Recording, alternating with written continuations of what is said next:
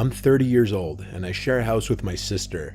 It's a 2-floor house, a mother-daughter house, meaning it has 2 kitchens. My sister takes the downstairs, I take the upstairs. My sister isn't home a lot because she often stays with her boyfriend who lives 20 miles away. Like I said, I'm 30. I shouldn't let being home alone ever freak me out. But, admittedly, sometimes it does. This happened on a night that I was home alone in my living room watching a scary movie. My part of the house is an open layout, so the living room, dining room, and kitchen are all one big space. My couch is in the middle of the space, so as I watch TV on the couch, my back is to a large part of the room behind me. So for those a little more easily spooked, it wouldn't be the most comfortable place to be sitting alone watching a scary movie. I'll admit, as I watched in the dark room with nothing but the light from the TV to cancel the darkness of the room, I found myself glancing over my shoulder a lot. I like to think I'm not the only 30-year-old male that does that. But anyway, after the movie, I brushed my teeth, turned off all the lights in the house, then went to sleep. My sleep lasted for about 2 hours. I woke up around 1 a.m., and I wasn't sure why I woke up at first. Then I heard a voice downstairs. It sounded like my sister. It sounded like she was inside the house, so it's not like she was calling for me to open the door. But still, I knew it was my sister's voice. I didn't know what she was yelling up to me though, but I was still groggy and not thinking straight. All I could think was that she must have been calling for me, or arguing with her boyfriend. So I got out of bed and went into the pitch black hall. I turned on the hallway lights and then made my way through the living room and heard my sister's voice again from downstairs. Now I could understand her to be saying my name. I made my way downstairs in the dark, yelling back at her, "What is it?" I looked for the light switch in the foyer downstairs, but couldn't find it. I'm not lying when I say I was groggy as hell. I walked down her little hallway towards her kitchen, find a light switch, and flick it on. The light in the kitchen lights up her little apartment, including her living room. The light starts off dim and needs time to brighten up, but I still saw that there was no one down there. Not her, not her boyfriend. I went to her bedroom, but it was empty. I called her name really loudly one time. No one called back, but shortly after I yelled, I heard something drop to the floor in my sister's bedroom, which I had just checked and it was empty. I went back up the stairs like a little kid and went back to my bed to where my phone was. I tried to call her a few times, but she didn't pick up. I had myself locked in my room, wondering if I had just hallucinated all of that. Eventually I fell asleep, and in the morning I woke up to text from my sister asking why I called her at 1 a.m. I asked her if she was home last night, and she told me no, she was currently staying at her boyfriend's house. I went downstairs to her bedroom to see what may have fallen down on the floor, but there was not a single object on the floor that could have made that noise. I'm led to believe I hallucinated everything I heard that night, but that's what I want to believe, because the alternative would be much more horrific. But I've never really hallucinated anything else, or had any kind of sleep disorders, so how vividly I heard my sister's voice, and that sound in her room, really freaks me out.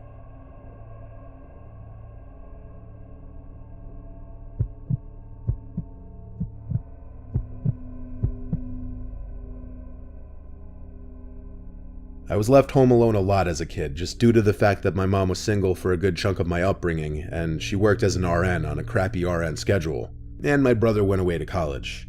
This was a night that my mom was working an overnight. It was a weekend night, so I had this girl Molly over who I was talking to, and she hung out for a while. We watched a couple movies and whatnot, and eventually she had to go home because her parents don't like her out late, so I was left alone to hold down the fort. I continued to watch TV in my room and bed. My bedroom is upstairs next to the backyard, so when someone dragged one of the chairs on the deck outside, I heard it. I got up and looked out the window, and I saw someone sitting on one of the deck chairs down below. I called Molly's name thinking it was her. After all, she'd only left under 10 minutes ago. Whoever it was looked up at me, but it wasn't Molly. I immediately pulled away from the window to hide. That was not anybody I recognized. Not in the darkness, at least. I texted a few close friends in our group chat if it was one of them messing with me. The ones who answered all said no, and asked what I was talking about. I didn't really believe any of my friends would come to my house to mess with me like that anyway. Scared shitless, but still curious, I slowly walked back over to the window to look down again, and that person was still sitting in the chair, looking up at my window. It was a he, that much was clear, and he definitely saw me. I hurried away from the window again to turn off the TV. I sat in my bed in a ball basically, with my arms wrapped around my knees. I waited in darkness for a while. I didn't even want to turn my phone screen on because I was scared he'd see the light. I didn't even want to move because the window was opened and I feared that he'd hear any movement I made. I wanted him to assume I was just no longer in the bedroom. I waited enough time. It had to be a solid 5 minutes of just sitting there. I highly doubted that man outside could still be there. I finally mustered up the courage to get up and look out the window. I felt a little part of me die inside when I saw he was still down there, looking up at my window. Instead of running away from the window again, I tried to be brave and said down to him, "What do you want?" I then noticed his shoulders started to go up and down as if he were laughing really hard, but he didn't make any kind of audible laughing sounds at first, till I heard a slight whistling sound coming from him. It seemed like he was laughing so hard that he was wheezing. I asked him to please go away, then walked away from the window again. I went back to my bed. I was scared to call the police for some reason. I left my room and sat at the top of the stairway listening. The back door was being pushed. He was trying to get into the house. I ran back to my room to hide again. I was 14, I didn't know what else to do. Eventually I heard the front door's doorknob being fiddled with, and the man trying to push the front door open as well. He gave up quickly, thank God. I closed my bedroom window and curtains. If our doors weren't locked, I could have been killed easily. I was skinny and weak when I was 14, and definitely not a fighter. I didn't leave my room again that night until my mom got home around 9. I told her what happened, and her reaction was angry at me for not calling 911, and in hindsight, that was very stupid of me. One of the many things I did, or rather didn't do at a young age, that I question greatly.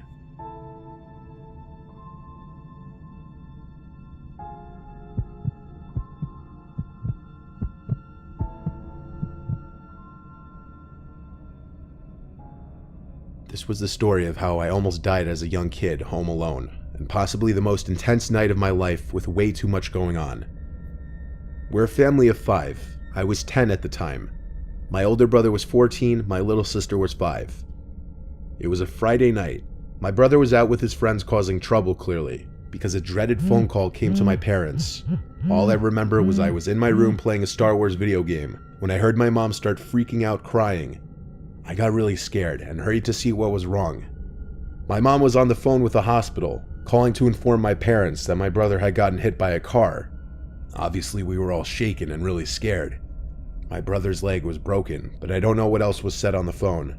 All I know is my parents hurried to get their coats on and got my little sister from her room and asked me if I was okay to stay home alone. I said yes, and they hurried out to the car and left. I was of course really worried for my brother, but I really didn't want to go to the hospital and see him in any kind of bad condition. I don't think my parents wanted me or my sister to either, but they didn't want to leave my 5-year-old sister home without them. It's worth mentioning my brother recovered just fine, as his injury is no longer relevant to the story, other than it being the reason why I was left home alone on a Friday night. Before my dad left, he was trying to calm down my mom, telling her he was going to be okay. So seeing my dad like that made me feel better. I had a feeling my mom was just being overdramatic like any mom would be. I continued playing the Star Wars game for a couple more hours when I heard the front door open. I had my bedroom door closed. By this point, it was easily past midnight and past my bedtime, so I turned off the TV and PlayStation and crawled into my bed with my Game Boy. I tried listening to hear my parents' voices, maybe hear if my brother was with them or just hear what they were saying, but I didn't hear anything. After a few minutes of not hearing them even come up the stairs, I had a feeling something was wrong. I went to my door and quietly opened it, then walked over to the ledge and banister that overlooked the living room. The lights were off, but there were 3 tall people standing in my living room. They weren't my family. I was so petrified that I was frozen for a second before I could quietly walk back into my room and shut the door as quietly as I could in my trepidation. But it wasn't quiet enough, and I knew it. They had to have heard the door click shut even if just slightly. I hurried to my closet door, opened it quietly, stepped inside, then shut the door. I had myself sitting behind a bunch of the boxes and bags of clothes that were stuffed in my closet. I was actually pretty covered from view. There was this short period that felt like forever that I was anticipating my bedroom door open, and it did. And at that moment, I knew I was going to die. I heard footsteps walk into the room. I couldn't tell how many people. It may have been 1, it may have been 2. I heard the footsteps move to my bed, Then I heard my covers being played with. Then silence. Then more footsteps towards the closet door. Then silence for a few seconds. And then the closet door opened. My heart was in my throat by this point. All I did was sit quietly and hold my breath. The door was open for a really long time, but I didn't look up. I didn't move. It had to be a good 20 seconds of silence before the door closed again. Footsteps walked away from the door, then out of the room. I finally looked up, and I just realized, from where I was crouched down behind the bags and boxes, I may have been visible to that person. It wasn't until probably an hour that I heard my parents return. I ran downstairs to them. The front door was left ajar by the people who broke in, and they had stolen a number of valuables from our house. It was a night that just went from bad to worse for our family. My parents were in such a rush when they left for the hospital that they apparently didn't even lock the door. I was lucky to have not been killed or kidnapped. I look back now and really wonder if the person who opened the closet and just stood there for 20 seconds saw me hiding in there. Maybe he was just a guy that came to rob a house, not to kidnap or hurt a child. Or maybe he just didn't see me and I just narrowly escaped death or injury.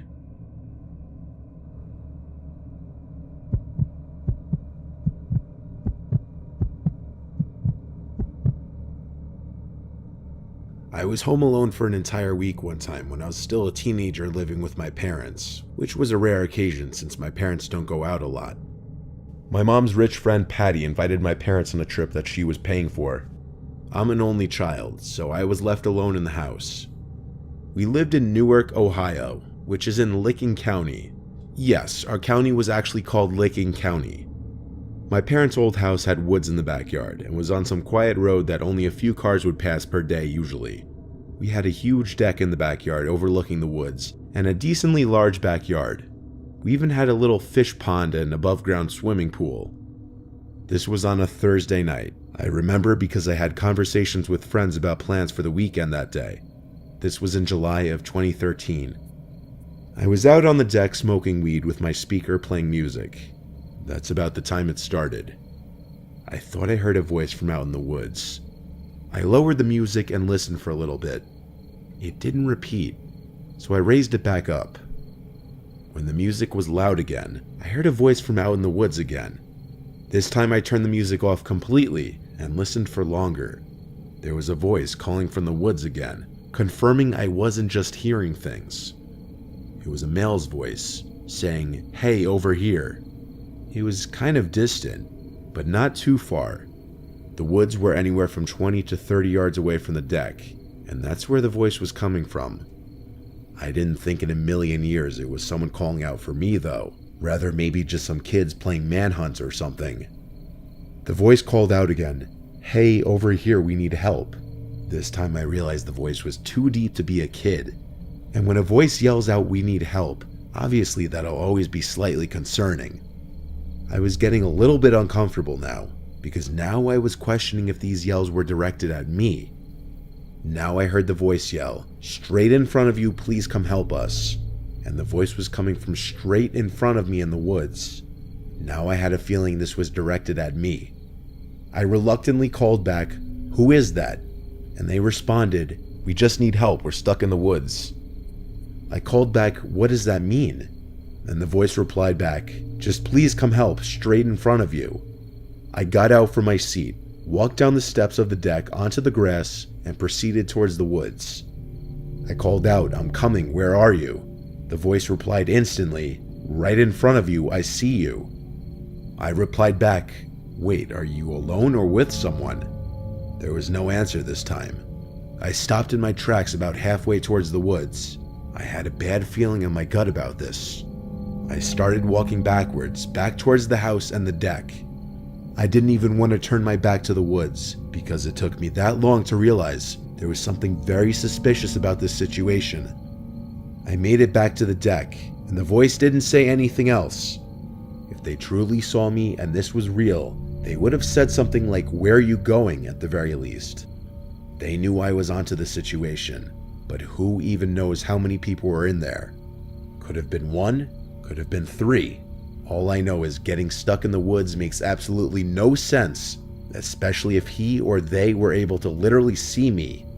Like what? Did their shirt get caught on a branch? I went inside the house and locked all the doors just to be safe.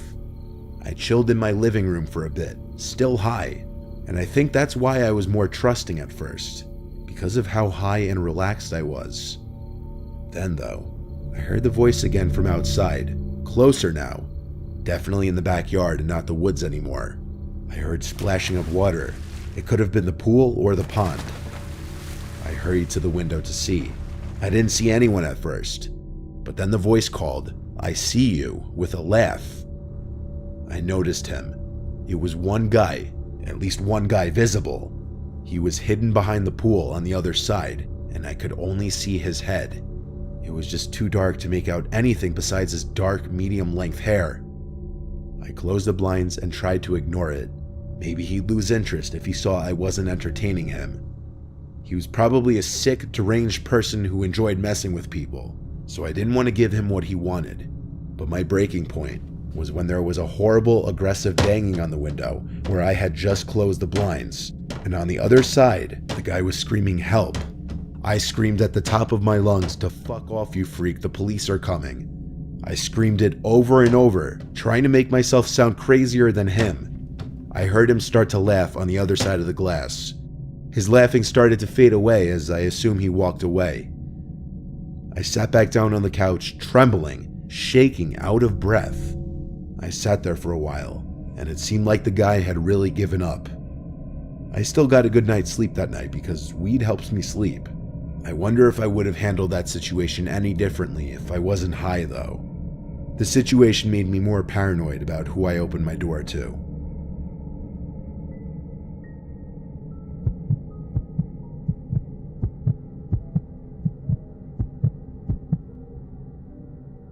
I'm 23 years old, and I live at home with my parents still. One day they were both not home, and I was outside playing basketball in the front yard. At some point while I was playing, I looked up at one of our upstairs windows and saw a woman standing there. Not my mom, not my sister. It was a random woman. I guess when she saw me looking at her, she dipped away from the window. When I went inside and upstairs to check the lounge room, she wasn't anywhere. I checked every single room I could, every bedroom, the bathroom, every closet. Then I checked the downstairs, which included the living room, kitchen, dining room, one bedroom, and more closets. Finally, I checked the basement, and I highly doubted she could be down there. It's a small basement with a couple couches, a bar, and 2 closets. There weren't many places for someone to hide, but when I opened the second closet door, I was incredibly scared, as I didn't know of any other places someone could be hiding in the house. This was the last unchecked spot that I could think of. I yanked the door open as if I were ripping off a band-aid, and like I did with the closet before this one, I right away pushed myself into the closet just in case that woman was in there and I'd have the jump on her. But all I pushed myself into was a bunch of coats and coat hangers. I was so confused. I wasn't going to question my sanity though. I definitely saw that woman and I knew it. It wasn't the kind of thing you would just so vividly imagine. I went back to the middle floor and screamed very loud that whoever was in the house needs to get the F out. I actually screamed so loud that our next door neighbor came over and asked if I was okay. I told him that I literally just saw a woman at our upstairs window watching me play basketball. He came in and helped me search again. When we couldn't find her, I was left to assume that she snuck out through the back door, which I did unlock after all when I went to grab the basketball from the yard. So my neighbor left. I locked all the doors, called my parents, and told them the crazy story, and they weren't too thrilled. But they asked me to make sure nothing was stolen. I did just that, and luckily it seemed anything that was worth something was still in place. So now fast forward to that night. I went to sleep after checking the house one more time just for peace of mind. It was hard to fall asleep though. My mind was racing for obvious reasons. Most people can't relate to seeing a stranger at their window inside of their house. But my restlessness helped me out in this situation, and here's why. I was finally starting to drift away slightly. Then I heard some noises from the other side of me. I had the fan on above me, So the room wasn't dead silent, and that's why I didn't immediately turn to my other side at the first sound I heard. But the sound started to sound human-like. I turned to my other side, and there she was, getting out from under my bed. She stood up tall above the bed, and I screamed so loud, louder than earlier before. I jumped out of my bed and tackled her to the floor and had my hand around her throat, asking her who she was. My doorbell rang, my neighbor again. I picked the tall, dirty-looking woman up off the floor and dragged her to the front door with me as she struggled and scratched at me. I still have 2 scars on my right arm from her claws. I opened my front door to my neighbor again, and he let himself in and helped me restrain the woman. This was when I called the police. The whole time we waited for the police, the woman was screaming and cursing at my neighbor and I, threatening us too. The best way to put it, she looked and acted like a meth head currently suffering from withdrawals. When the police arrived, one of the officers knew exactly who the woman was. They had dealt with her multiple times before. Her name was conveniently Karen. It was satisfying to watch her be brought into the back of the police car. I let my neighbor know how grateful I was for him coming so quickly to help. And that night, my mind continued to race. But instead of being completely freaked out, which I still was a little, I felt this overwhelming feeling of satisfaction. And I can't fully explain why.